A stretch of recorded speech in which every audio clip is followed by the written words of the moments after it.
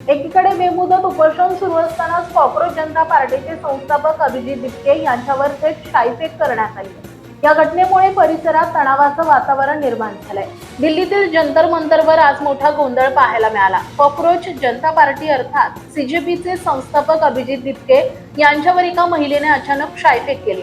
या घटनेनंतर आंदोलकांनी संबंधित महिलेला पकडलं. दिपके यांनी या प्रकरणामागे आंदोलन बदनाम करण्याचा कट असल्याचा आरोप करत 500 रुपयांच्या मोबदल्यात गुंड आंदोलनात घुसवल्याचा गंभीर दावा केलाय.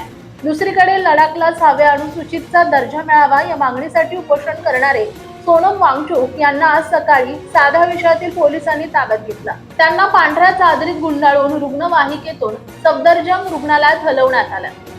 दिल्ली उच्च न्यायालयाच्या वैद्यकीय तपासणीच्या आदेशानुसार ही कारवाई केल्याचं पोलिसांनी सांगितलंय. मात्र वांगचुक यांच्या पत्नी गीतांजली अंगमो यांनी या कारवाईवर गंभीर प्रश्न उपस्थित केलेत. कुटुंबियांना कोणतीही माहिती न देता रुग्णालयात नेलं गेलं आणि वैद्यकीय अहवालही दाखवण्यात आला नसल्याचा त्यांचा आरोप आहे. दरम्यान वांगचुक रुग्णालयात असले तरी आंदोलन थांबणार नसल्याचं गीतांजली अंगमो यांनी स्पष्ट केलं असून सोमवारी होणाऱ्या नियोजित पदयात्रेचं नेतृत्व त्या स्वतः करणार असल्याचं जाहीर केलंय.